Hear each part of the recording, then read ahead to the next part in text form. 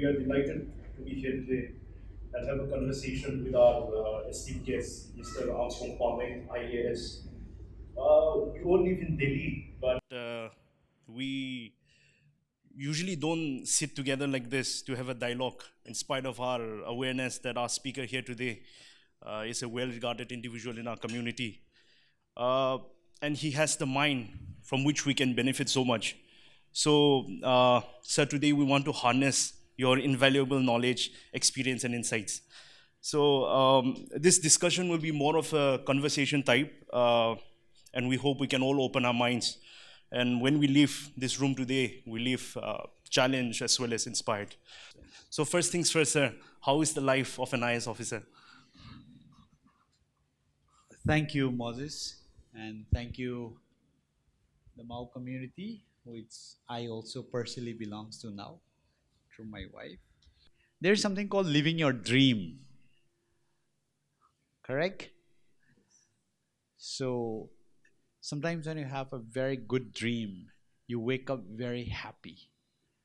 So when you ask me how is the life of being an IS, I believe I'm getting to live my dream every day. Every morning I wake up, I have a reason to be happy because I know that the things that I'm gonna take up is gonna inspire people, it's gonna change people's life in whatever big or small ways. It is so amazing to be alive, kicking, and doing something relevant to the people around me. So that's in short life of being an IAS officer, because this is always my dream and desire to be an IAS officer. I am living my dream every day and it is simply amazing. Okay, so thank you so much for your answer. It is a very honest answer, I believe. The UPC civil services exams are one of the most prestigious exams and are sought about, and it is a very sought about career in our society and in our country. A highly prestigious career, good job security, social status and respect, and many other privileges that come with it. Many of our youths in our country aspire to crack this exam, but for many it is a dream rather than a reality. So, what does it truly take to commit to a journey like UPSC, where the outcome is uncertain, but the efforts required is absolute? Thank you. First of all, I must admit that I think more Mao girls are ambitious than the guys. I see 60% of the audience seems to be ladies. Congratulations to all the highly ambitious ladies, and of course to the guys. Suppose if I pick up one of you today, okay? Like the guy in a black t-shirt. What's your name? Kaiko. Okay, so I think the mouse have only 3 4 names. So either Kaiko or Adani or so it's very easy, right? Uncle Kaiko, correct? Yeah. By the way, I was posted in Tokhubvii for about a year, so almost every mouse that I meet falls in this 3 or 4 names category. So Kaiko, oh, if someone comes and say, you please take 100 crores, what will you do? Yeah, you just wild guess. If someone hands you over 100 crores, like, okay, today you encash it, do anything you want, 100 crores. Is it too less? So what would you do? Okay, like what type of benefits?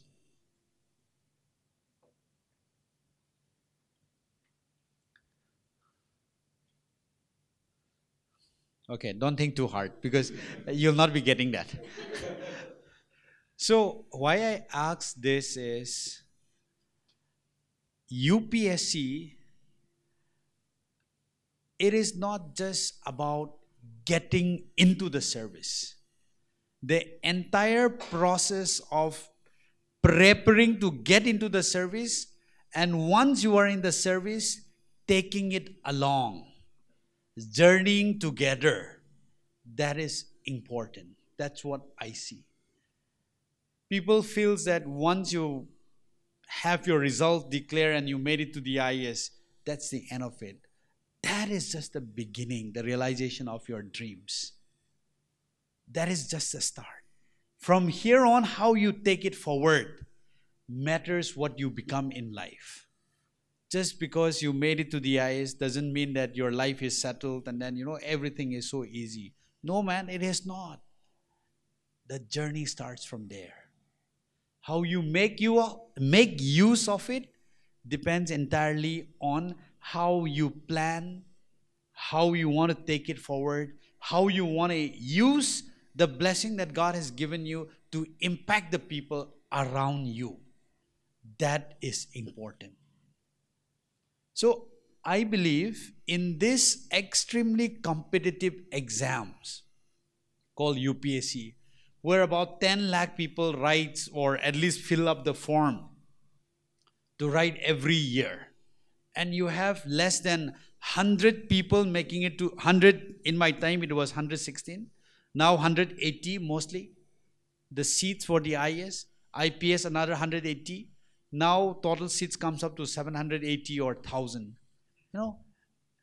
UPSC exam is tough, not because the questions are tough. Okay? Some questions are so easy. They ask a history from class 6 textbook of history. If you feel that UPSC is so tough, no, man. I mean, they can ask a very, very easy question also. I'll just, this I believe was one of the questions. Aquafina is owned by which company? Anyone? Any wild guess without looking at the bottle? Aquafina owned by which company? Not many of us knows, right? Pepsi. There will be written somewhere. I don't know if it has changed by now, the ownership, but it used to be owned by Coca-Cola or Pepsi. Okay? So Aquafina. So they can ask you as question as simple as this. But there are so many thousands and lakhs people like you and I who feels that they can do this. That's why for every question there will be so many ways that the answer can be produced. That's how the exam has become tough. That is why this exam needs your perseverance, your patience. Genius cannot crack this exam, believe me. Okay? It is for those people who have this spirit to persevere, makes it through. I'll just give you an example of my younger brother. Okay? I have a younger brother who is pretty good in studies. Whenever we say, my dad would say, study for the exam, he say, I know everything. He'll just glance through it, he say he knows everything. When result comes, because he does not practice. He never practiced his answer writing. He never revised. He just read through it, I know. He goes to the exam, he'll end up scoring 60, 70. Whereas people like me, who doesn't mind revising 10 times, ends up getting 95, 100. So this exam is not for the genius. This exam is for those people who are willing to persevere, who are willing to give the tests of their, patience. They make it. So this is a tough exam, not because the questions are the toughest, but because there are so many people like you who wants to be there. That's why it has become so tough. So I want to also make things very clear. I wrote exam about 17 years ago, 18 years ago. Okay? I'm pretty old, compared to many of you, except for the people in the front row. I'm now going to be touching 42 years. Okay? This September, I'm 84 born, so I'll be 42. So I wrote the exam when I was 23. Imagine. In 2005, 2006, I wrote my first prelims. 2007, I did not get through the mains in my first attempt. Second attempt, I made it into the Indian Revenue Service. Third attempt, I wrote again. I made it to DIS. So I mean to say, the time I wrote the exam, the pattern have changed at least 5, 10 times now. I don't know. So there are things called CSAT, there are things called ethics paper, there are things, interview marks have reduced, this and that. So please don't feel that I'm gonna give you the best tips for clearing the exam, because I don't know the pattern right now. Though it still gives me excitement after every prelims. I really go through those prelims papers, even this year. My neighbor's kid was giving prelims, so after he came back, I just saw the paper and I thought the prelims paper this year was pretty easy. I thought the cutoff will be pretty high. So I think it was pretty high this time, the cutoff. So though I still feel interested in seeing what type of question is being asked, but I'm not here to tell you what books to read, how to crack this CSAT and this one. But the general trend practice, as we follow the conversation, I can share you all of this. So this exam is fun, but it's not for the very mild-hearted people. This exam is for people who are willing to sweat it out through the way. Thank you, sir. So this takes us to another very pertinent question. So, do you agree that before taking important decisions in life, that one must self oneself down and have long sessions of self-introspection and psychological profiling to see whether we have it in us to crack the exam? So, many youths pursue this dream out of false expectations and pressure from our society, only to experience failures and lead to potential career stagnation and a sense of futility. So would you agree to this? Very much. I am very blunt on this. Some parents will just call me up, including this morning only. Someone called me up, okay? So, I want my son to become like you, okay? I want to send him to Delhi. Can you please help? I first ask, can I talk to your son or daughter? They'll get on the phone, or talk to them, openly. How much have you scored in your graduation, in your 12th? Not that that is the only measure of it, but from there I can fairly know how much commitment can that person give. I remember last year also someone called me up and said, sir, I also want to give, my son also wants, I want him to become an IS. Okay, what subject did he did in his graduation? History, okay, great. History is a good subject. I spoke to him. How much have you scored in your graduation? 48%. So I was thinking, should I actually tell him to come to Delhi or not? And on top of that, he was asking me to request for a scholarship to be given in a coaching institute. So I usually get 2 or 3 scholarships from offer from one of the coaching institutes called ALS, because I also did from that institute. I did not want to waste my scholarship on him. Scholarship quota, 1 or 2 that comes to me. So I said, see, I am very clear. Yes, I know you are also from poor family, but there are people who have scored 70, 80% and has approached me for these scholarships. So I cannot let you use these scholarships. You can definitely come and do your coaching from any of the institutes, but I will not be able to talk to the institutes for financial assistance through this. I was very blunt. I was very clear. And I also told him that my suggestion for you would be, why don't you do your MA again, just to establish yourself academically pretty strong. So the question that you asked me, of course, I don't mean to say that, the entire evaluation of your graduation or class 12 marks would be a good evaluation of how you should be judged for your eagerness to be in the civil service, but that speaks a lot about your willingness. So I believe, okay, I used to tell my family members, basically, of course, that is as a joke, but how do people manage to get second class or third class?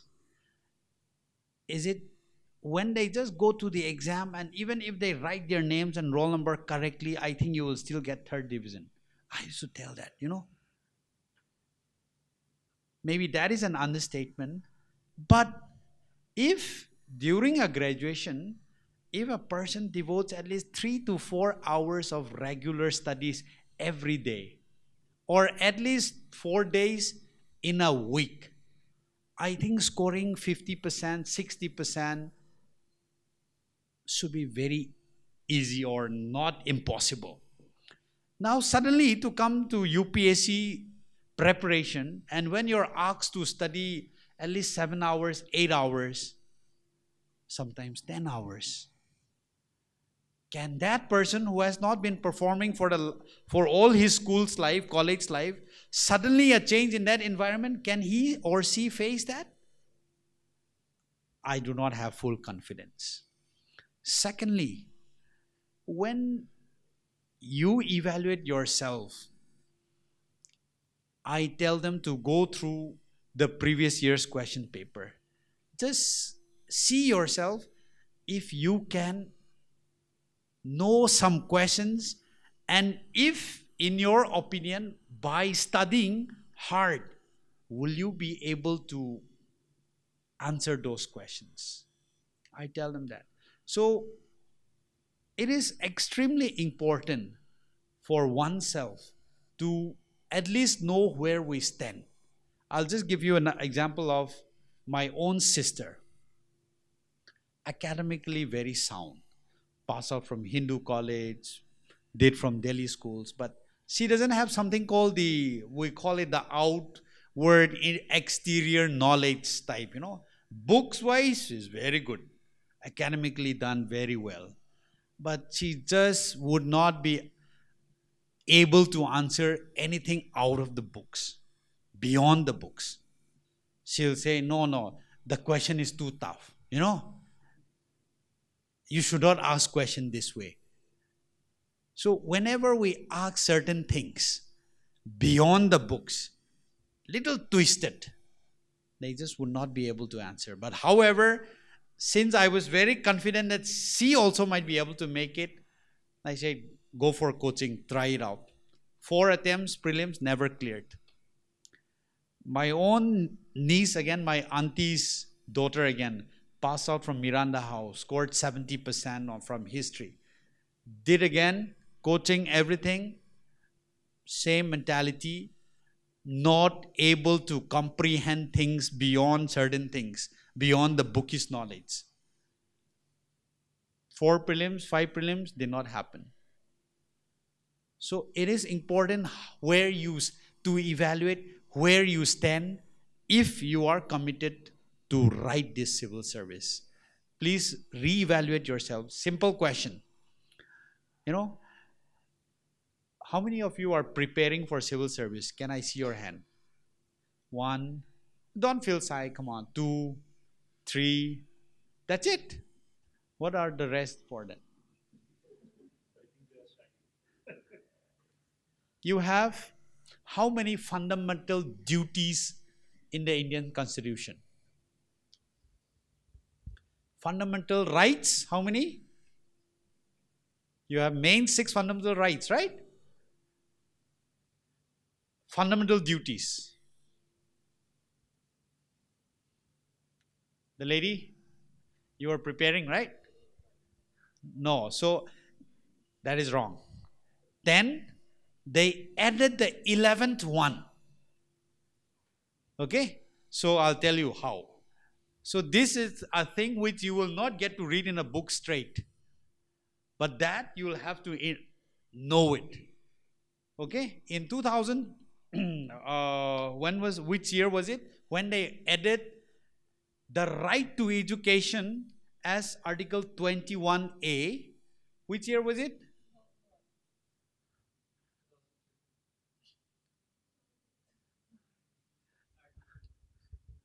Okay, so you please check your GK again. So when the government added this clause, right to education as a fundamental rights, now it is on the government to provide school facilities to every children, correct? Now it's your fundamental right. Parents can ask, file a case in the government against the government in the court. Okay, this is my fundamental right. This is a right for my kids to go to school. Correct. What did the government do? The government also wisely added something called fundamental duties 51AK. Okay, the 11th one, saying that it is also the duty of the parents to send their kids to school. You're getting it? Now, UPSC question can be put this way. Corresponding to Article 21A, what is the corresponding fundamental duties that has been added in the directive principles of the the fundamental duties? So you have to be able to circle around and interpret this way. Correct? That's how the UPSC people will also frame the questions. Something very easy. See, Yamuna, Ganga, Brahmaputra, and say Barak River. A, B, C, D. You all know this river. Now UPSC will say, arrange these rivers in descending order of length. Descending order of the length of its river. Then you'll have to think. Correct? You know all this river, but you never thought about the length of the river. So you'll have to evaluate yourself in such a way that, am I able to maneuver a little bit beyond my textbook? It is extremely important that you do this before you actually jump into this field, because it is a commitment, if not of a lifetime. Of course, I don't know if you'll be asking me this. It's a commitment at least for 5 attempts. So people ask me also, how many years should I give in? Should I have an alternative plans, this and that? I was very clear, at least for me. I said, after my graduation, I'm going to give 5 attempts. Before I turn 25 or so, I have to make it. If not, at least till I give my 5th attempt, I'm going to stick onto it. God's grace, I made it in my 2nd attempt into the revenue service. I gained a confidence. In my 3rd attempt, I made it. I made it at when I was 24, before I turned 25th birthday. So set a timeline also. But when you are in this timeline, please don't worry about anything at all. About some people were suggesting I should be doing MA. By the time I graduated, I also wrote IIT exam, so I cleared the IIT jam. Some people were saying that UPSC is so uncertain, you should also take up this and that, I say, no, at least these 5 years of my life, let me invest in it. I did that. I'm happy I took that decision. So please reevaluate yourself, your knowledge. Are you able to maneuver? There are just people who are just interested not only on seeing what is the front side of the bottle. You should be able to imagine what could be the behind this front face. What could be the image or the symbol or the letter written at the back side. You have to be able to see that in your imagination. So please reevaluate yourself. Just because, in our society, everybody, every parent say, I also want my children to be an IAS. They are like, having come from that situation, I used to tell my wife, "Arey, let's make one of our kids, let them write UPSC, right? I don't know if UPSC would still be relevant 20 years down the line, but still then, Adugi mentality, that type, no, that mentality is still there, having come from that area. So just because everyone is forcing you to write this exam, please do not jump into it. That's my clear suggestion. Please reevaluate yourself. Thank you, sir. So we would also like to hear your personal journey in clearing the UPSC exam. So at some point, did you know that it was a destiny, a calling, or it was just out of sheer ambition that I have to get into the services? So, yeah. Okay, so the first time I ever heard of, no, before I heard IS, I heard about DC, this term called DC. I think it was when I was in third standard. So we were doing a mass march in, Tamenglong playground, which is like mud, full of mud. So being from a poor family, we used to have just a pair of shoes and a uniform, and that would get totally drenched in rain.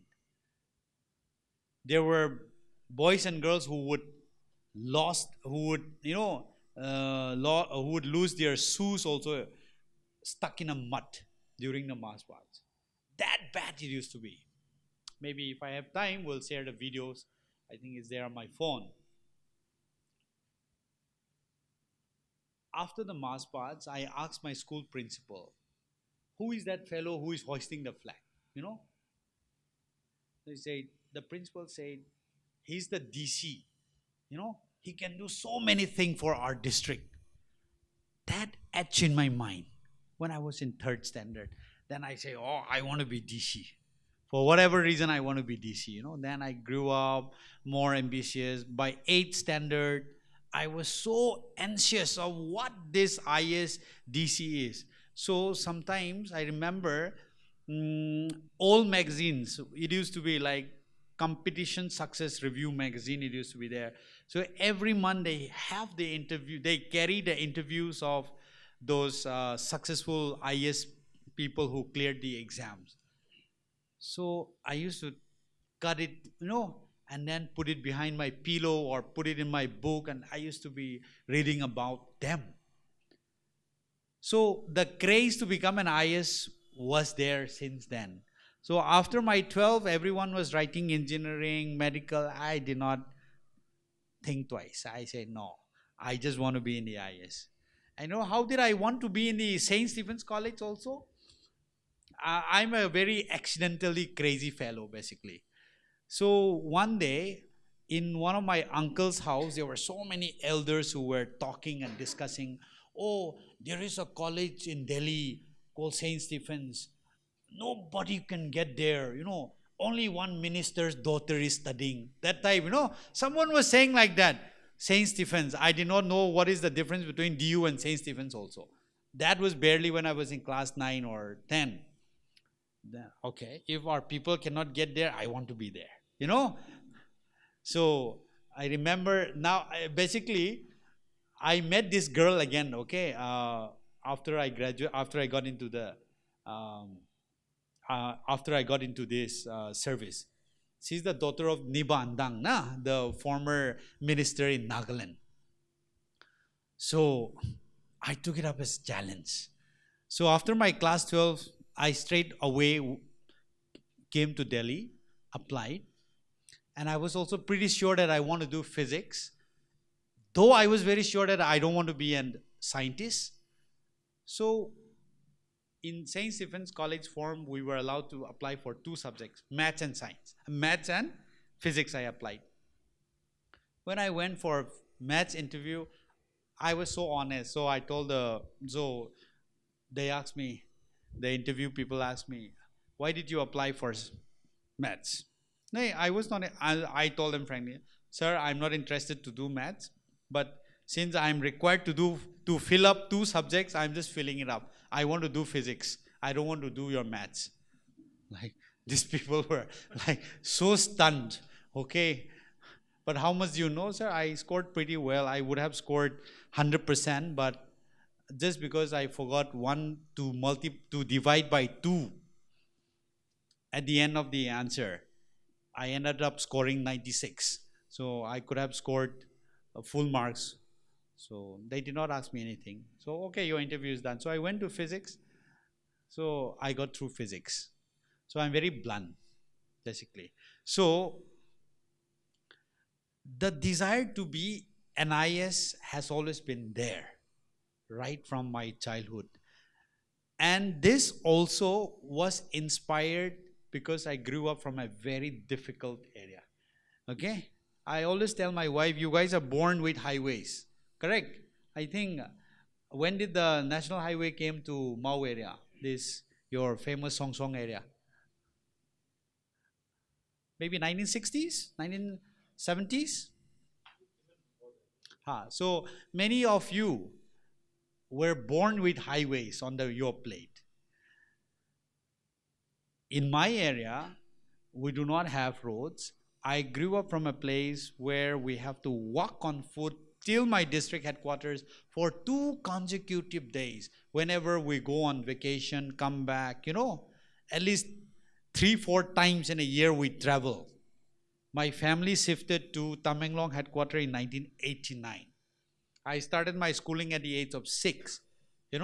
I used to follow my elder sister to her school, in 1989. So in 1990, my dad admitted me to go to the same school as my sister. Started my schooling also pretty late. So having started from that background, the desire to bring some changes was so much strong that nothing could have stopped me. So after my graduation, I straight away decided to join the coaching for UPSC. So the eagerness to make it to the service, believe me, it was so strong that nothing could have stopped me. Yes, with God's blessing. The eagerness was so much that even when you go to the toilet, you do not want to go empty-handed. So sad for you guys, now you have mobile phones. Okay, in my time there was no mobile phones. Okay, so I don't have to waste my time on Facebook or Instagram or anything. I can go to the toilet with my books or newspaper and read them. When I go to church, sit on an auto, I can take my books along. Please don't mind if any pastors or someone is here. If the sermon is boring and I feel sleepy, I clip in the pages of my Bible some important facts and figures. So the person giving the sermon must be thinking I'm concentrating on the sermon, but I would be reading my books. In the church also, if the sermon maybe is not very appealing or that I feel sleepy, I would end up reading some of the facts and figures. Up to that extent, the desire was there. Okay? So a lot of people must be struggling like when I was. But I am so sure that none of you would struggle as much as I had done. I stayed in Nehru Vihar, 5th floor, half roof, half open. Okay, we used to sit there on one iron chair with some plastic ropes, Never had AC. Cooler was there, whether second-hand cooler was there. Life was pretty tough, man. My 2 sisters, Ramning and Paurei, they used to work. I never get to see them so much because they will be off for work, taking bus from Nehru Bihar, go to Gitorni to work in a showroom. I don't know. The people were also pretty crude, man. They wouldn't let them sit also, standing from 9:30 a.m. in the morning till 6. So they would be off for work at around 6, 6:30, come back only in the evening, around 9 or 8:30. They would just have dinner and sleep off. Life was pretty tough, you know. But now I think situations are much better for many of us. We struggled a lot. Six of us ended up staying in Delhi.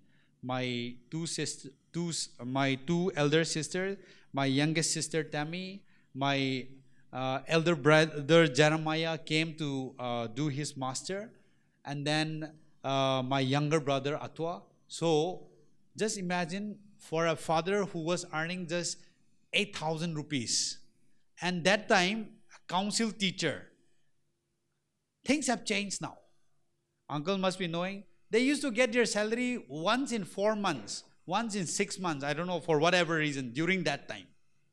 They do not get their salary regularly also.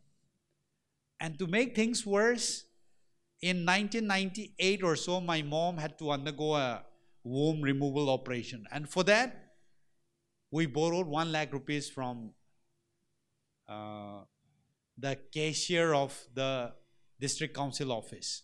So there is something called the pay card, okay? During that time, the salary doesn't go to the account.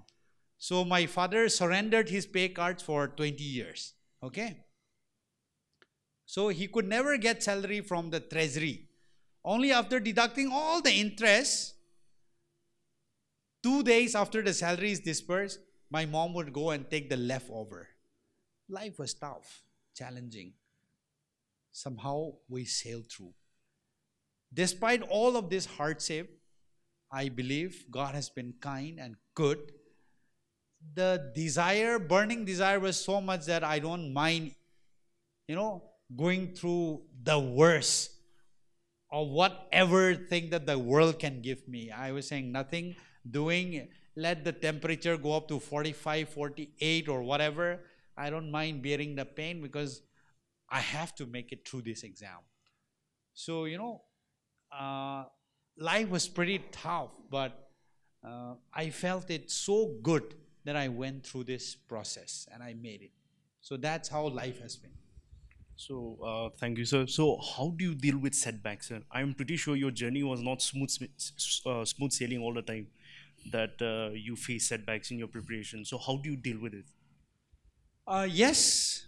Um, Not everything has been a rosy picture, as I just, you must be thinking that Armstrong is a genius, this and that. Some people would say that, like, I don't know if it is true in Mau community, but at least in our JMA community, some people will say, Armstrong is just blessed to make it in life. That's why he is here. Our children, however much we pray, will not happen. Okay, they used to say that. Okay, at least in my German community, this is very common. As if I'm straight away sent from heaven to become an IS. Not like that. Okay? I work pretty hard and I have had my shares of failures. First attempt, the first paper, I was so nervous. Public administration paper, I was so nervous that I missed about half an hour. So I could not do the paper well. Evening paper, GS, somehow or the other it went okay. I believe maybe if not sent straight from heaven, at least God was so kind. You know what happened? For the first time in the history of UPSC, they reconducted this public administration exam. They said there was there was some leakage of this paper somewhere in some part of the country. So I was so sad that I'll not get through. So when I opened up the 9 o'clock news, they said public administration paper leakage in this part of the country, exam to be reconducted, UPSC. Well, I was looking at the news, is it true? I was looking at it and it was true. The next day, the newspaper said that there was a leakage of this and that. There was some faulty in some this. some exam centers, so exam to be reconducted. I was saying, wow, maybe this is just imagine out of 20 plus optionals, in my time there was an optional and general studies.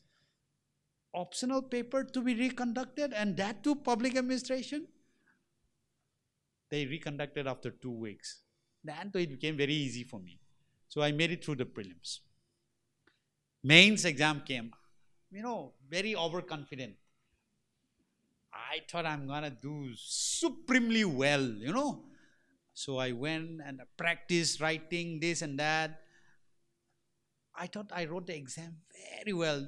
All my handwriting were properly curated, and then, no overwriting. I was practicing this and that. And I don't know, many of the questions which I practiced in writing actually also came. So I thought Armstrong is going to make it to the top. Like nothing could stop me. Overconfident, 22-year-old boy. Okay. When result came, I did not make it. I think, how can Armstrong fail? So overconfident. So sad. Okay. Now I have to change my strategy. Armstrong, you don't go out now. I told my cousin who was staying with me, you want to do something? Yes, cut my hair. Told him to cut my hair in any way that he likes. He has never cut hair in life, huh? So I just gave him a scissor and comb. You cut my hair in any way you like so that I will not be able to go out again. He had the fun of his life, cutting in whatever fashion that he liked. Okay, so I was grounded for about a month or so. Then I started my preparation again. My second attempt came. Of course, prelims became a little easier for me. Then mains, I thought I did pretty well again. Mains, I scored pretty high. Interview went bad. I thought I did well, but the chairman was not interested in me. One lady chairman was there. Maybe she thought I'm such a bacha, They're like, you don't deserve to be in the service right now type. After asking 2 questions, she left. She never came back for the rest of the 30 minutes. The first question she asked, the portrait of the president of India was hung behind her chair. Srimati Pratibha Singh Patel. She asked me, who is the president of India? Come on, I'm here clearing mains and, you're asking me who is the president of India, and that too behind her. After asking this president of India, and I think the second question was some very odd question again. She left, never came back. So I end up scoring only out of 300, I think 160 or so. So when the result came, but still then because the interview panel, whoever was there, I felt that I have been able to convince or been able to express whatever ideas that I had pretty well. So I was still confident. I went to see the result. My name was not there in the first 100, 200, 300. Being a small chap, when you are in the midst of this big people, these mainland people, you are squeezed out and left, right and center, especially on the day the result is declared. I don't know if the system still continues. When the UPSC result is declared, they only first paste it on the UPSC board. So the gate would be like crushing, okay? So I went there, check. First 5 pages, my name is not there. So I did not make it type. Nah. So someone was pushing me so hard that I was squeezed towards the last page of the result. Okay? Suddenly, I saw my name there. Okay? I saw my name somewhere like 710 or 9 out of 800. On the second or third last page. Is this my roll number? I checked. Amstrong Pamei. There can't be another Armstrong. I saw it. So, but From that imagination that I'll be making it to the top, seeing my name in the last, I was so sad. Actually, it was see, for a person like from where I have come from, this background, I would have been overjoyed at least to have made it. But, you know, not satisfied at all. You know what? I was so confident that I sent my entire family home, go and prepare for celebration, to Temenglong. Only me and my one cousin brother stayed back. We will come after the result. It did not happen. So, what to do? I was left with no money. I had only about 600 rupees to go to uh, my hometown. That too for me and my cousin brother. So, okay, what we did, the part of the struggle, we decided to board on Brahmaputra Mail without a ticket. We were in general compartment, squeeze here, left, right, center in the month of May. It's quite hot, right? The result was declared on Friday. Sunday I gave my prelims. Monday I took a general compartment train in Brahmaputra Mail, paid 200 rupees each something, had some food here and there with my cousin brother. On reaching Dimapur, we were supposed to stay at my sister's house because my elder sister is married to a Tangkul and was staying in Dimapur. And you know what? When we were on train, because during that time there was a clash between two communities, Tangkul and one community of Nagaland. Her house got burned. Okay, so my sister herself had gone to Manipur. So I had no place to stay. I thought that okay, I was already sad that I did not make it to the IS. On top of that, I had no place to stay after reaching Dimapur. So we spread towels and slept at the train station platform in Dimapur. And then to go to Tamenglong, the fare from Dimapur to Imphal is about 600 rupees, something like that, during that time. We did not have money. So we boarded a jeep which was carrying red chilies, dry red chilies, no, and going through Tamai Road to Tamenglong. So we boarded that. Two of us went there, and reached Tamenglong. But then, you know what? I was carrying 1 lakh rupees.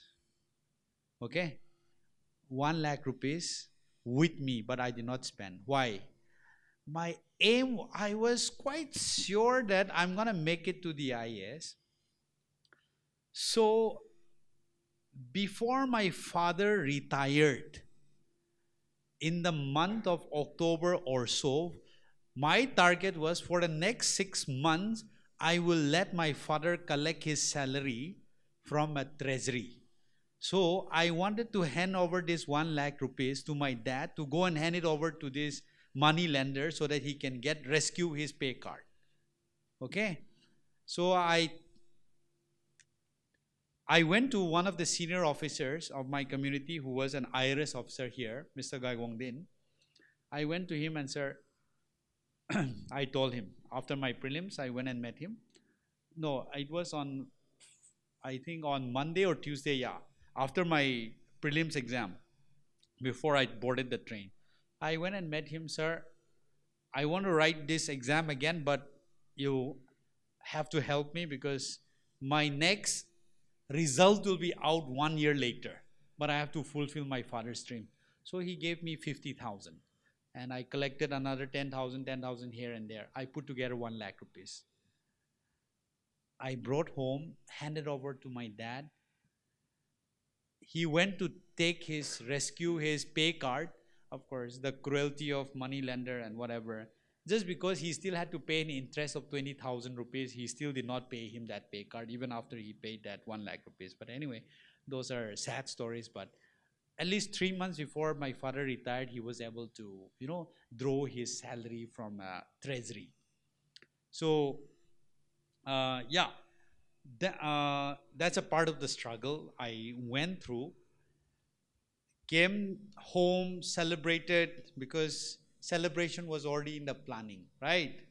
So even as an IRS, okay, let us celebrate because we have already planned for it. We celebrated, not a big deal. We celebrated with not such a, fancy affair. It was only in my house campus. Then I came back to Delhi after I came back to Delhi after 1 week or so, and then I started the studies again. Went for training. Then I decided, okay, Armstrong, this time your strategy has to change. You got to be more precise, this and that. So I wrote the exam again. Prelims was not difficult. Wrote the mains. I decided that this time I want little less disturbance. I was more confident. So I went to Shillong for about 1.5, 2 months. Stayed in an old landlords. When I studied my class 11 and 12, my brothers and all, they were staying. Very good landlord. Decided to own a room there. Stayed there. I had a very good person from my community who was willing to wake up at 3 a.m. and cook breakfast for me. So I studied for 1.5 months thoroughly, very cool-headed, gave the exam, and this time, yes, interview went supremely well. I'll tell you later. Please don't forget to ask if I forget, because I wanted to put that at the last part. So interview went really well, and that's how I got through. But setback has been there. When you are so confident already that you're going to make it and you don't make it, you are so disappointed. That has been there. Yes, but I have not suffered so much like, writing 6, 7 times. Yes, not like that. But at least in those intense year of preparation, giving 10 hours, 12 hours, when you thought you have nothing more to study because you felt that you have given your best. I don't know if you know this book called Lakshmi Khan for Indian polity. No? Believe me, I read so many times that I by heart the page also. This chapter, the pages start from this 100 to 120, 150. Like when a question is asked in the exam, I'll write, oh yeah, the first paragraph is like this, second paragraph. When I close my eyes, I can see everything, my marking on, those marker writing. When you felt that you have prepared so well, yet it doesn't happen, you're very disappointed. Thank you, sir. So we also want to address this question. Why is there a need for civil servants in our community? And how does it impact a community? Apart from being a catalyst for change and a contribution to the nation's progress, how does one's meritocracy benefit the society as a whole? As rightly put in by Mr. Kaiko also in the beginning, I asked him, what do you want to do if you have 100 crores? We are not only concerned with ourselves. His answer is, I want to help the community, right? So there lies the answer of being a civil servant. What can you do? You can do tremendously, a lot of things. Many of you will not know what, maybe 10% of what I am doing. I don't want to brag around, but I'm compelled to tell some of these things. You can change a society in so many ways that you will not be able to imagine if you're not in the service. Road was just one thing. As an SDM, when I came from Tokhubvii and Paumata, I went to Taushem. I had to travel to villages mostly on foot because there was no road. I went and asked my chief secretary, sir, I want to do this. He sent me to PWD Commissioner, Ram Muiva sir. Ram Muiva sir said, Armstrong, our budget are made in the month of October, November, and now you're here in the month of June, July. We don't have money. If we want to include such project, it will take a lot of time. You have to make a DPR, you have to send it to Delhi, you have to make it as a part of priority list. As a young officer, I don't have time. And I do not have so much patience. I said, Sir, can you give 20 lakhs also? I was just begging, like, no, no, it has to be included as a part of the budget. Okay, so there's no way. Went back home, sat down with the people, with my team. What should we do? He said, and I had some savings because I was in a revenue service earlier. So I had some savings of 4 or 5 lakhs. My brothers and family were earning by then. So I said, let's put our money together. Everyone came together, pulled the money, started the work. A lot of people joined in to make this road happen. 2020, I came back as a DC, Tamenglong. 10 days before the COVID, I went to meet the boss of this national highway. I went to ask him, sir, now I want to request you to convert this to a national highway.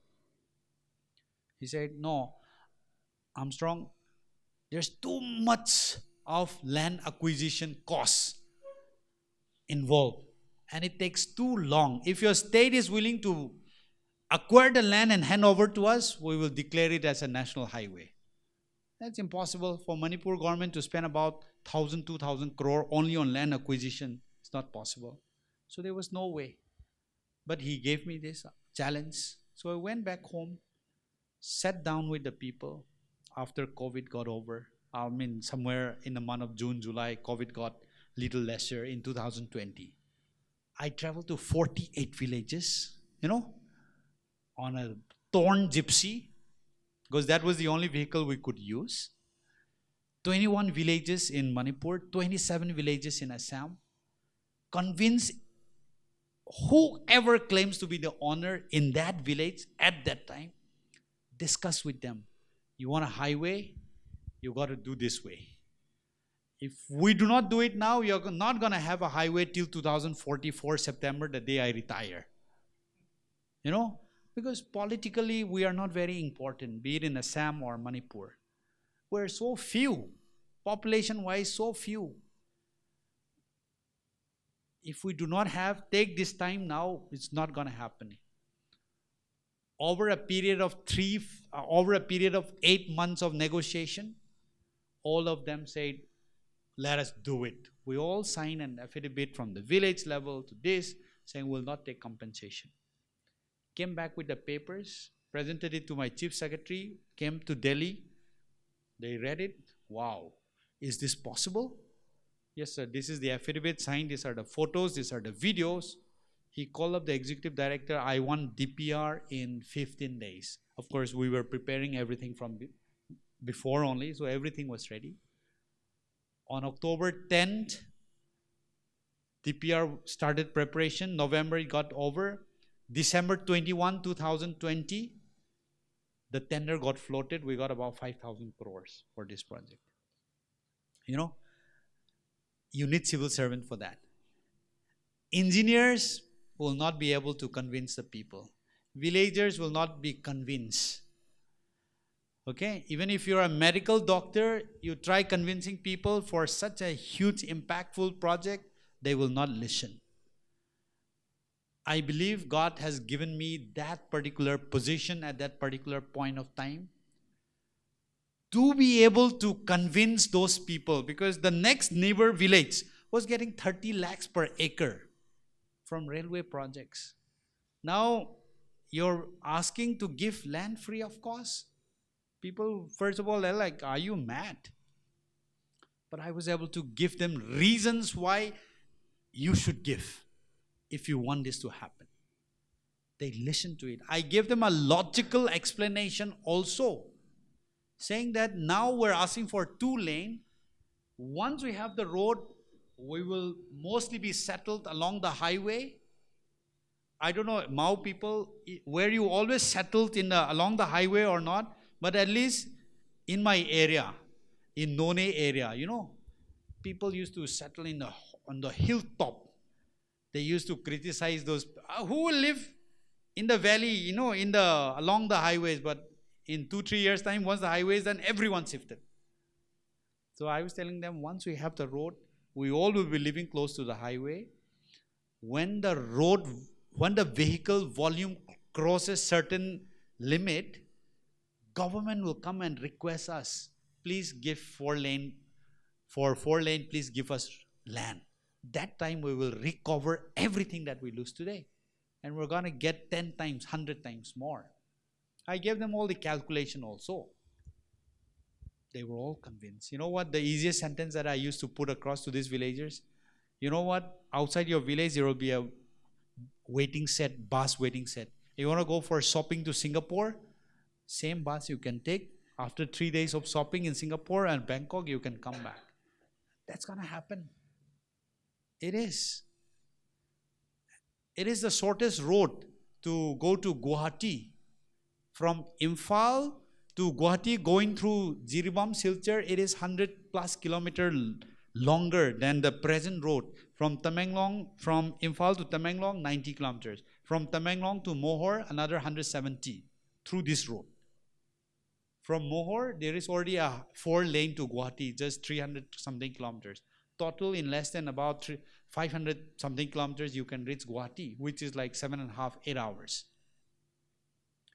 That's the logic I worked out. You need civil servant to convince those people. We are still poor. The role of civil servants is still so much required in our area. I was in Zurich in 2015 once. Yeah, 15. You know what I was thinking? It would be so boring to be a civil servant in that country, Switzerland. Everything is so developed. There is no work, basically, for a civil servant. What will you do there as a DC or a mayor? Like, it would be so boring. I was talking to myself. Here in our place, there is so much more work that a civil servant only can do. You know, as a civil servant, I still do a lot of things which, if I intervene, can make things happen easier. Whenever I'm invited for a corporate talks, they said, we'll give you money, fees. I said, okay, I don't want to accept your money, pay the fees of these people. From 2017 onward, I've been sending about 20 girls to do nursing in Narayana Rudalaya in Bangalore, one of the finest nursing colleges. I picked up some of the poorest girls, sent them there. They are asked to pay a minimal fees. Even these minimal fees, some of these boys and girls cannot pay. Some of these corporate, whenever they invite me for talks, I tell them to pay the fees of these boys and girls. And in the last 6-7 years, more than 70, 80 of them had graduated to be a nurse. Okay, including some Maus, because my wife also recommends some names. You know, even this year, she has said, you have to take 4 girls from Mau community. I say, okay, you do it. You know, so we do that. Whatever little help that we can. As an IS officer, I just successfully sent 5 girls from my community, including 1 girl from Rongmei and from Assam, 5 girls. The TED talk that I did last year in Aurangabad, they were so happy that, you know, I could make out time. So they were asking, what can they do for me? You know, I say, I always send girls for nursing. You have a medical college, you have a nursing college. Why don't you take some girls for nursing college free of cost? So, sir, sure, please send an email. So we sent an email. They offered 5 seats free of cost, hostel fees, which is 90,000 free, the course fee of 1,20,000 every year free, only the mess fee for some 3,500 per month they have to pay. Day for yesterday, all 5 girls have reported. How cool is that, you know? It feels, at least these 5 girls, starting from this year, next year we're going to send 5. Every year we're going to send 5. And if God willing, we're going to increase the number also. The small things that you can do as an IS officer is humongous, tremendous. So it feels so good that you're able to impact the life of people in every category of the society. So, which I believe, being an IS officer, I could do that. If not, I think I would not have been able to fulfill some dreams, like which I just discussed. Moving on, sir. In the context of our Naga community, becoming an IS officer, a bureaucrat, is a highly regarded profession. But your success is not yours alone, but a success, but a representation of your community's success. You become a role model to your community, but at the same time, you are also expected to bring certain developments for your community. So, is that the case? Very much. So, the beauty of our life is we are a very community knitted people, right? You're not like you don't know your next neighbor type. People expect from you that you're gonna bring some changes. Along with this expectation, you're expected to deliver. And that is where the happiness also lies. I'm carrying certain burden which people expects me to deliver. And that is why I got to do even better. So I feel so privileged. If no one was waiting for me, if my people do not have any anticipation that I'm going to bring certain change, my life would be so boring, man. You know, I would be just doing the file work and traveling abroad here and there and no expectation at all. I mean, at the end of the day, whom am I working for? There would be so much less thing that I would hope to do because our people are there. You know, when I say our people, I don't mean to say only the Jamis or the Rongwais or the Liangmai. No. Back there at home, they have certain expectation. You know, I'll not name you, but someone from some community from Manipur came to me the other day, and just because I was in education ministry, they came to me and said, so we really want to introduce a B.Ed course, you know, in our college, but we can't do it because we did not reach this bare minimum criteria. What can I do? I said, I gave him a properly designed advice saying that you please go through this procedure, I'm going to help you. The process has started. You know, to lower the standard from the national standard so that at least for the Northeast colleges to be able to establish start a B.Ed courses, even if the standard is little lower by 1-2 marks, we want to do it. I'm able to at least give my mind an impact, you know, so that it can bring changes. These are beautiful things. If there were no expectation from us, I believe my job would just be clearing the files and doing some regulatory work here and there. Okay, it may impact the entire nation, but you know, I would be so kind of purposeless. You know, you have something called a purpose driven because you have expectation of the people along with you. And this is something that's keeping me really, really, you know, wanting to do better. So now we want to ask you a very interesting question. Who should consider taking UPSC exam and who should not consider taking UPSC exam? For instance, a person with genuine interest in public service, good academic records, intellectual curiosity, ability to manage stress, versus a person purely motivated by money, fame, then status and power. So should one be radically honest to himself and have a self-assessment based on these parameters? Well, that's something that, you know, it differs from person to person. But for me, I was very clear. The day you choose to become an IS officer, you will have to set certain rules and principles. You will not be the richest person in your city or town. You will not be the one who owns Mercedes and Audis or BMW. The day you do that, you will go to jail. Yeah, because that's beyond our source of income, right?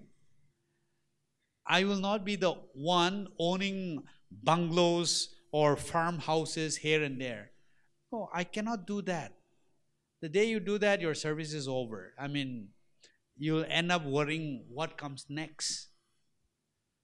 So I was very sure that yes, I'm okay not to own BMW or Audi.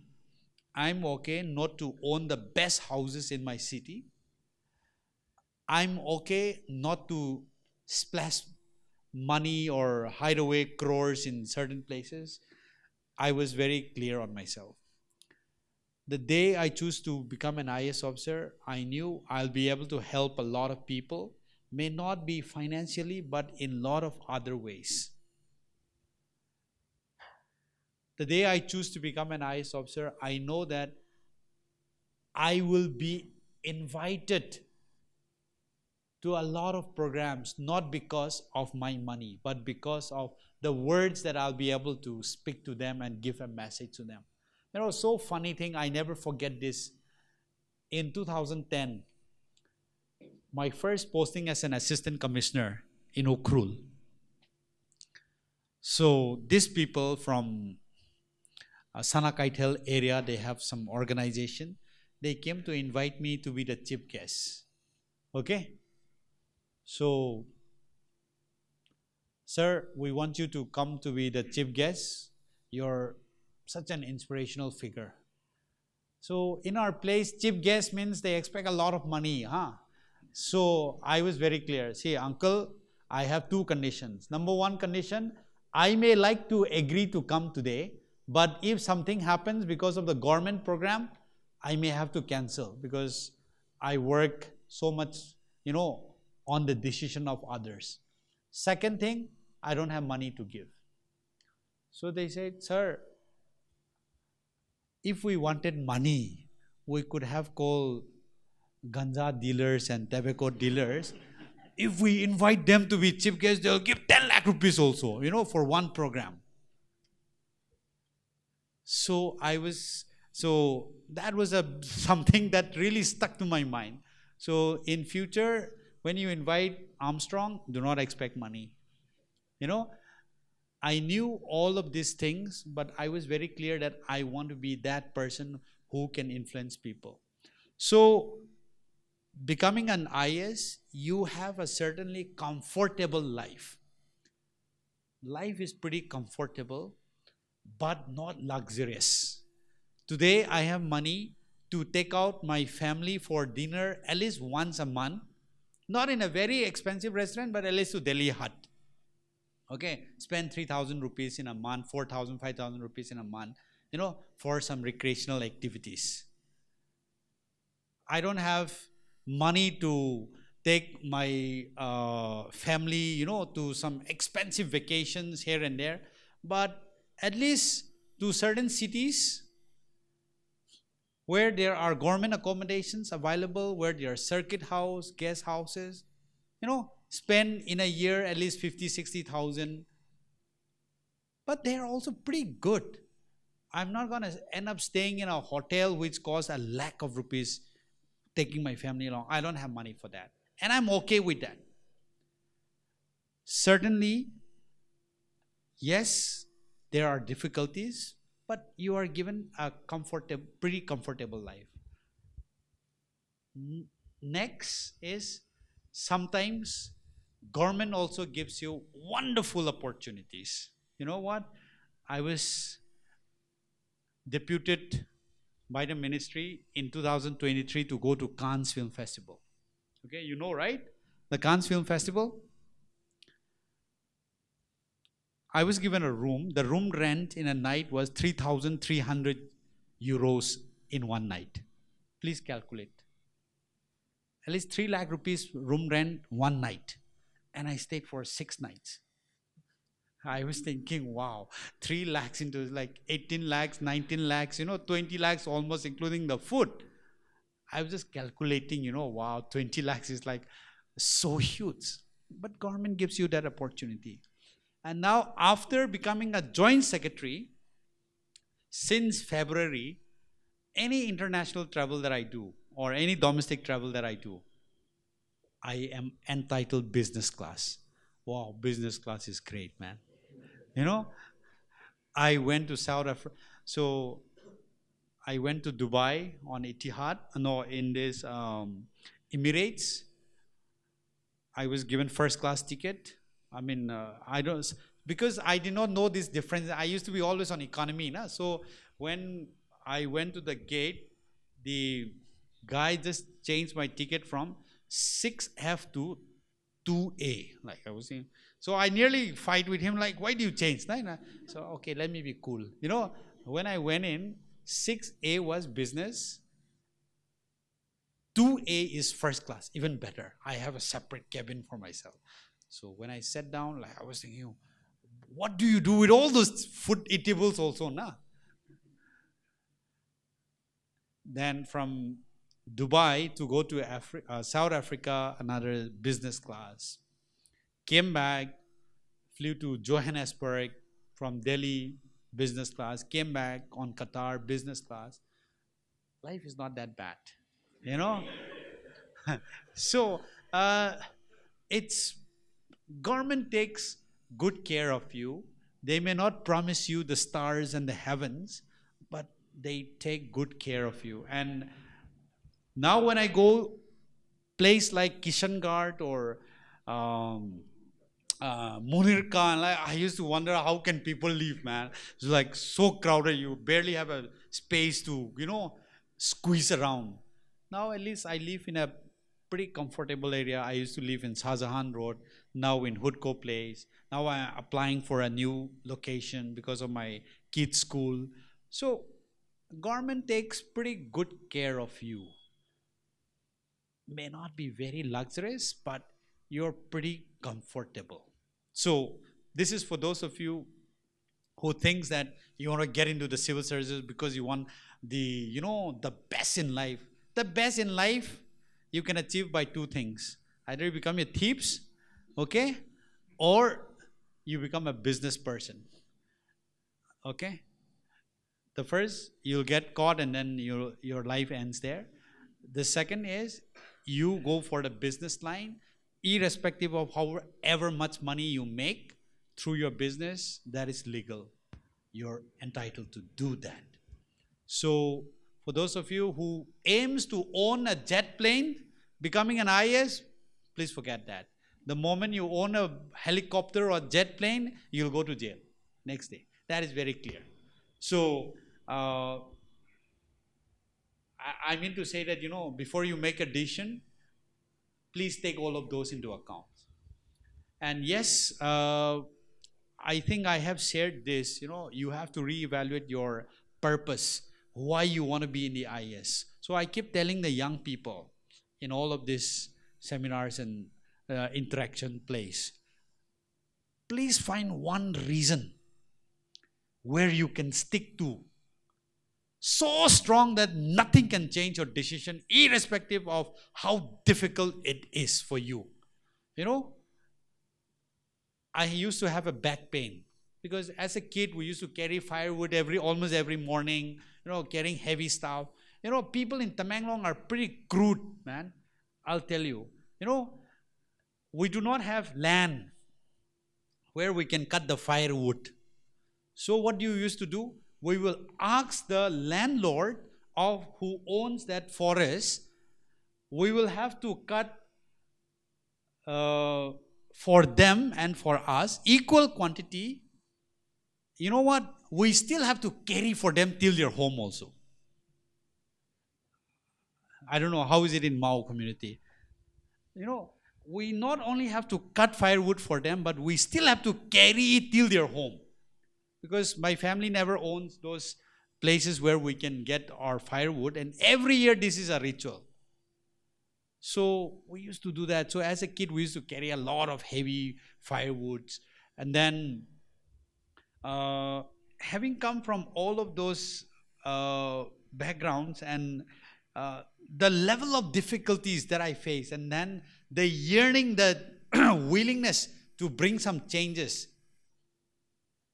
to my place was so strong that nothing could stop me. So when I was preparing, I had back pain very badly. I remember when I was about to give my second mains, because my younger sister and all, they love this ngari so much. I also happen to eat the curry, and like, I don't know, somehow or the other, how is sinus and ngari related, I don't know. But for me, it doesn't work well. So I already had done sinus operation 2 times. So I ate that curry, and like a week before my mains exam, I was rushed to hospital, they did CT scan, this and that. So I had sinus, because of this sinus, I always carry headache with me. So I used to tie handkerchief on a wet, wet the handkerchief and tie in my head, and then my siblings would massage my back every evening. Still then, despite all of this pain, I was so adamant that I'm going to make it to the IS. What is that reason? What is that point that's going to make you stick to your decision? Please have that reason if you're committed to write this civil service. To make it to the top civil service, IS, IPS, please find that reason on your own. Your parents cannot tell you that one. It has to come from within. If you have that reason, believe me, you're going to be successful. I wake up every morning, I pace straight in the wall, that the first thing that I see, I'm going to write down those, got to make it to the service. Write them down on the wall, I see it. I carry my diary, where the page of that diary where I say, I'm going to make it to this year, this is my plan. This year, it is my plan. The reason was so strong that nothing could have stopped me. Please find your own reason. With that, you can carry through. Social cultural context plays a very important role in an individual's development and outlook. In our Naga society, we have seen more failures than success as compared to some other communities. Could this be because of our poor social and cultural environment? And if yes, what are the things that we need to reframe culturally and socially so that our chances of success also increases?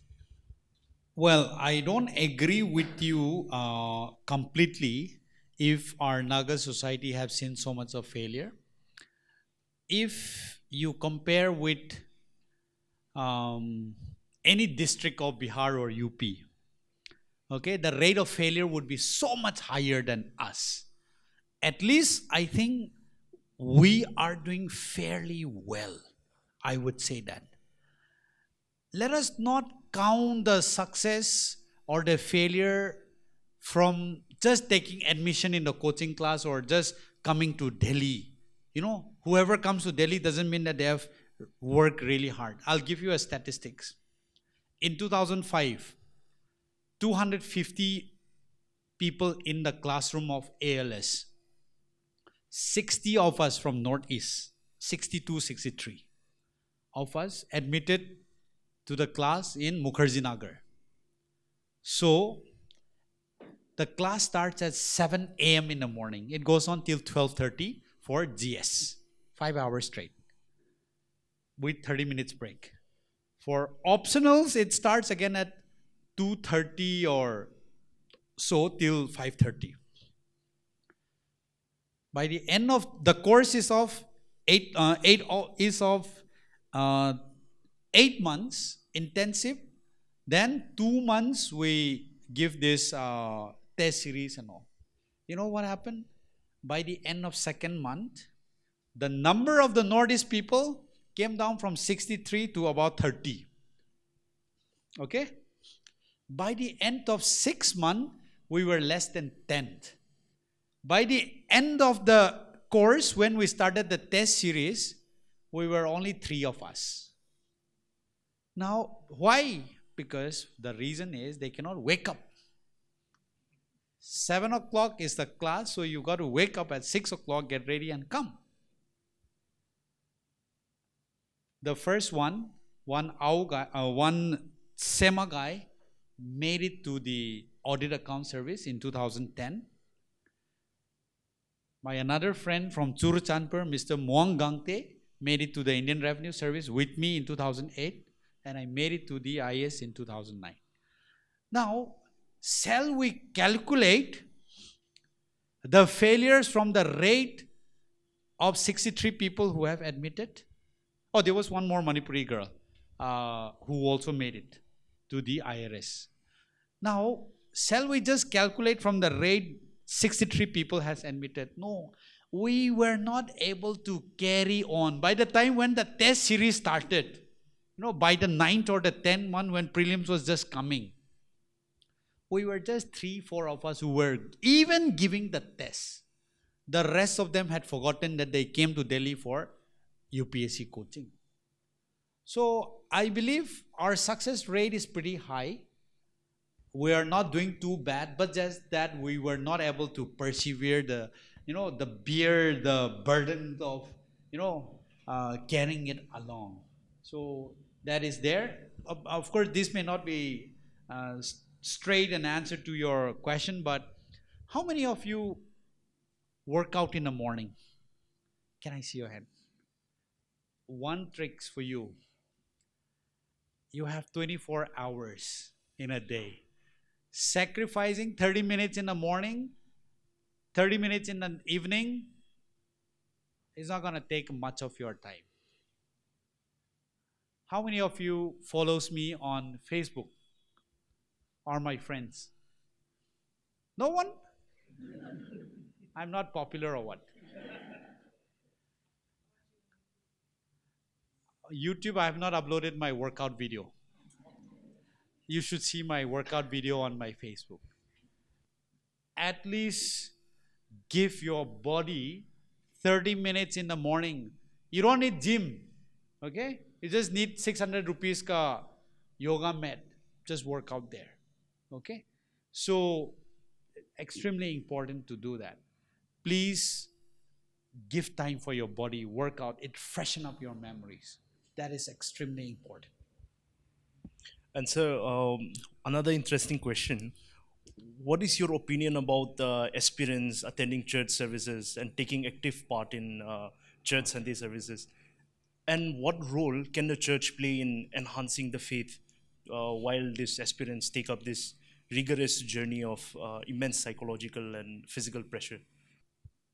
If I remember, as much as I can remember, I don't miss a single Sunday service, even if the prelims exam is on Sunday too, I have no choice, right? But if the exam is on Monday, I'll still attend church service. Honestly, I'm telling you, I look forward to Sunday, man. I would be so drenched in my studies from Monday till Saturday evening, so tired of wearing those dirt clothes full of sweats. I cannot wait for Sunday to at least freshen up myself and go to church and meet people. I make sure that I go to church on Sunday. That is there. But yes, let me also admit, I have never been a part of any choirs or church executive members or you name it. I have not been a part of all of those committee members, this and that. The best I could do, read scripture readings. Scripture reading I used to do when they put me. Sometimes, maybe once or twice, ushers, okay? Collect offering, right? That's all. But I make it a point to come to church on Sunday. I look forward. I cannot wait for Sunday. Like my two sons cannot wait for Saturday because it is Shuti. Every morning at 6 a.m. the elder one has to wake up. So every morning I have to, starting on Sunday, start on Monday morning. Just imagine, from Monday morning I have to give him a hope that if you go to school for 5 more days, then it is vacation. Chutti. I have to whip that story. Like that, I cannot wait to give a break to myself for Sunday, because I believe, and Sunday is a day where, I look forward to wear clean clothes, dressed up, go to church, sing some songs, meet friends, and occasionally have very good food. Please don't miss your Sunday. because you're studying so hard. Come on, you don't lose by just spending 3 4 hours in the church. It freshens up you up. So, so, should there be job ratio profiling in our communities in order to create a healthy workforce in various career pursuits? Because not everybody can become engineers, Very doctors, or much. IS officers. So, should there be a ratio in our community? In all these developed countries, 35 to 40% of the children who finishes higher secondary school doesn't go to colleges, okay? They go for professional education, vocational education. Here in our place, we do not do that. We all want to go for BA, BSc. What skill do you gain by going for those degrees until and unless you have certain things on your mind? So it is time now that we start checking where your interest lies, where you feel you can excel. On and off, I used to encourage our people to go for vocational education. You know, these nurses, they are from villages. After their class 12, I know that even if I send them to colleges, they will not be so ready to crack the UPSC exam because their background has not been the best. Imagine for a girl, I'll just tell you this story. This girl, I met in 2013 April till 6 p.m., right? Okay. I was going to her village to inaugurate one of the road projects. The elder sister came and was giving tea to me and my friend, who is also an IRS officer. She was speaking English to my friend. So I turned back and said, hey, where do you learn to speak good English? You know, at least like in a very remote area, like you're speaking English, where do you learn? Her story broke my heart. She said, sir, I was serving as a maid in Kohima. My mother passed away in June this year. Out of malaria. My father passed away again out of a snake bite in December when he was harvesting. So to take care of the remaining 6 siblings, I have to come back. It touched my heart. Now they have 6 more siblings. So what do I do? Not every IS officer may have done the same thing, but I believe I was compelled to do more things than just giving them 500 or 1,000 bucks. I sent 3 of them, 2 sisters and this eldest sister, to be a head cook in a government hostel, KGBB, letting the 2 younger sisters study there for free. The 2 younger brothers sent them to my village, to my district headquarters, Tamenglong, kept them in a hostel. The youngest sister and 1 sister stayed back in a village. So, one of these sisters, academically not very sound, because of this trauma and whatever, we let her pass her class 12. After 12, I was thinking, should I send her to college? What should I do? She just got second division, 48%, some 50%. So I said, okay, you should go professional. I sent her for nursing. This January, she finished her nursing. Today, she's earning 23,000 rupees a month. She's supporting her youngest sister for school. Imagine had I sent her for some colleges, she would have found it so difficult to get a job. Cracking UPSC, I can't think of it. Why I'm mentioning you is, it is time that we diversify our interests and our profiles. Not everyone can become an IS, not everyone can become a doctor engineer. Let us try to grasp all of those various opportunities that with the growing economy that we are presented with. I've been telling people also, our people are not very interested. That's it. They feel that it's such a lowly job. Come on, no. You know, 2 months back, a friend of mine from Bangalore who was working in Spars Hospital called me up. Sir, please send 20 people who just have finished class 10. We will train them for 6 months on emergency health services. After training is for girls, accommodation, everything is free. For boys, food will be given, but accommodation they'll have to do by themselves. The fees is what? 5,000 and 10,000 rupees. After training, we'll give them a salary of 20,000 each, and after 3 years, they will be sent to Japan or wherever for healthcare services required. That's not even nursing. I was trying to find people, and they say like, no man, we don't want to go. I'm hopeless. Okay, so I spoke to him again. Can I get people who are class 8 pass?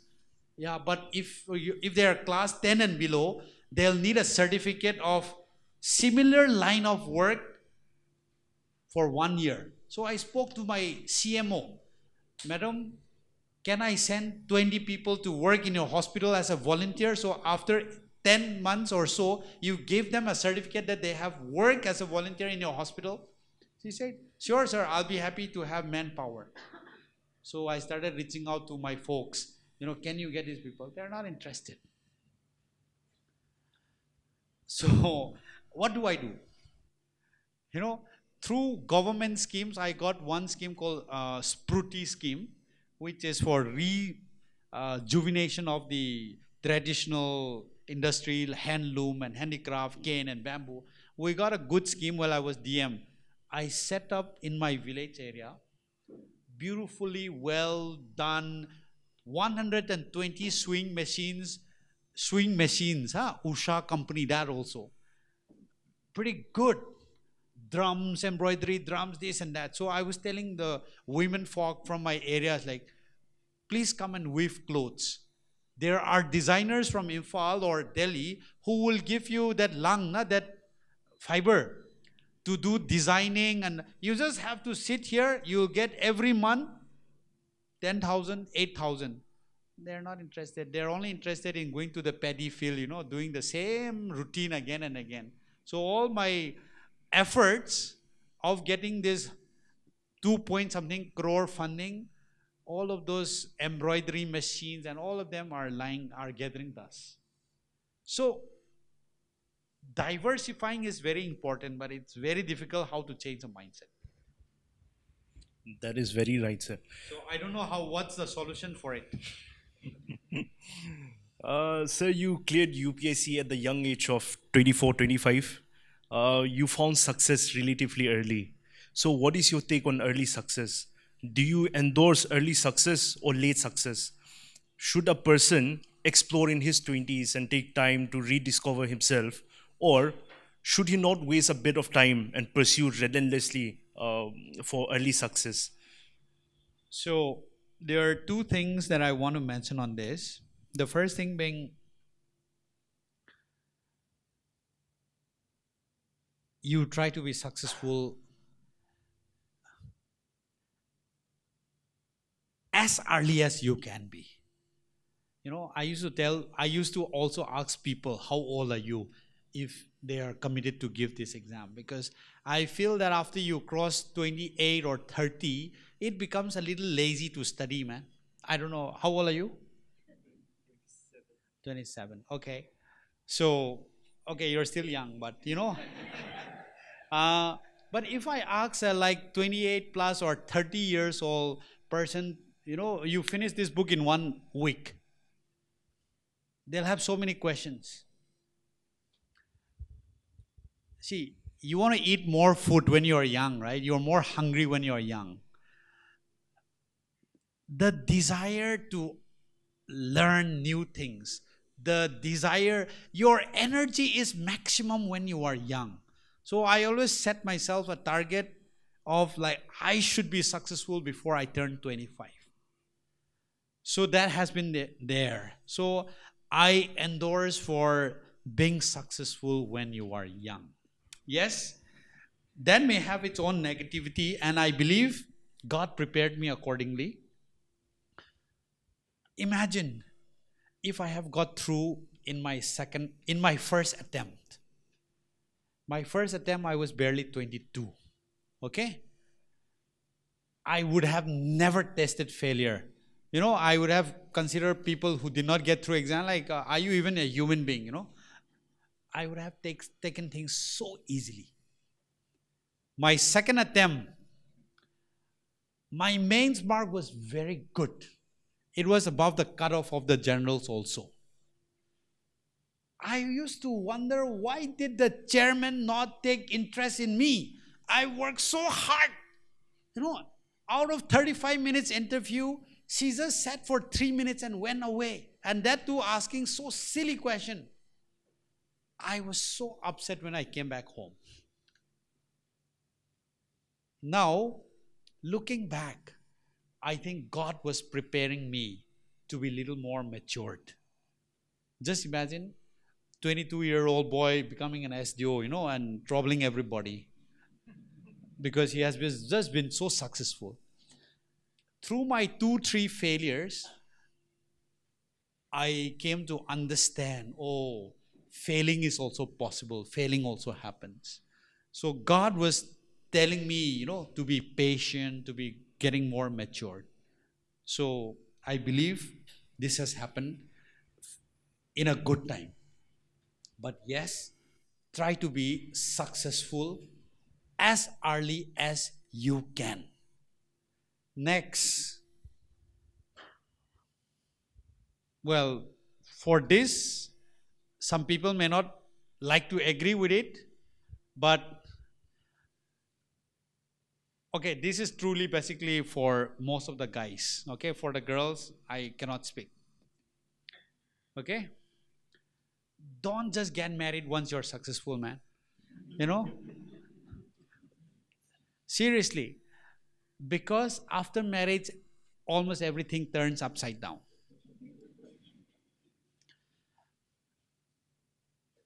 You have been wanting to be that person. You have been desiring to get to that position. You have built so much of castle in the air, right? The moment you become successful, you get married, all your castles, you'll have to design differently again. Because marriage was there, but you always wanted to do this, and that after becoming an officer. But after becoming an officer, and once you have a family, your kids come, you have to worry for your kids' school. You have to, before you book your next flight, you have to think about, my family. Believe me, lot of your orientation in life changes. I thank God that I stayed single for 9 years after I got into the service. Okay? And I was not constrained by anything to do whatever I wanted in my career. I was able to sleep in the vehicle as an SDO, sleep beside the riverbed with those people working for the road project. I toured Europe for 15 days without connecting my family. I toured without network. I switched off my phone. I did not own my internet. I did all the booking, Euro tour, 9 cities, 15 days. Nobody cared. I used to attend office from morning 9:30 till 7, come back home, still open after dinner, open my laptop, still write projects, do this and that. I did not have to worry about so many things. But now, after families, a lot of things changes, right? Next, first thing, man, you wake up, you have to get your kids ready to school. Such a challenge to wake them up. That becomes your responsibility. Before marriage, first thing I wake up, I'll meet visitors. A lot of people waiting for me. Gives me a lot of joy. I'm able to do something. So your priorities, a lot of it changes after you get married. So, my advice to all the young people, please don't get married immediately after you are successful, okay? I don't know whether you like or not, but that's been my take. I've been always telling my young junior civil servants also, but not in open forum, but in a closed door meeting, I said, yeah, don't get married at least for 5 years or so. Do what you want to do first, because you've been dreaming of this position for some time. Please get on to that. As a community in general, what according to you is one thing that today's youth is missing? And what advice would you like to impart on the younger generation? Well, there are a few things which I feel the youth today do not uh, see. The youths of today's, no doubt, are doing better than of the past, but there are a lot of things that we are not doing better than the previous generation. We lack concentration. Do you agree on that? You can't even, if it is uninteresting, however, even a 3 minutes video you can't finish, you want to skip, right? Don't you feel that? Even the youth, how many of you been listening to TEDx talks every morning, or at least, once in a week or twice in a week? I love listening to TEDx talks. How many of you do that? Great. The youths do not have concentration power at all. They are interested in not in YouTube anymore. They're interested in watching YouTube shorts, Instagram reel. Correct? Because that gives you kick. We definitely do lack concentration power. Number one. Number two, we are too distracted by the things happening around us that we cannot simply focus on our goal. So today our youths are too distracted for so many reasons, whatever it is, that we cannot concentrate on our goal. The third thing is, are we losing our purpose? Economically, we are becoming more powered. A month ago or so, I had a Japanese delegation visiting me, both from the industry and from the government, top people at the management. So they're saying that, our Japanese children are no longer motivated to do well in life. I was thinking, Japanese people saying that they are not motivated anymore, and now they are coming to Indians to ask, how does the Indian youth stay so motivated? I was thinking, is it true? I believe our youths are not so motivated anymore. Find a purpose where you can be motivated. Find reason where you can be motivated. To do that, I think it will come from God, and by staying connected true to your roots and to your society. But thank you so much, sir, for being with us here today. I think we are all inspired, and I think we will challenge ourselves even more, and I think we all will do better in the coming days.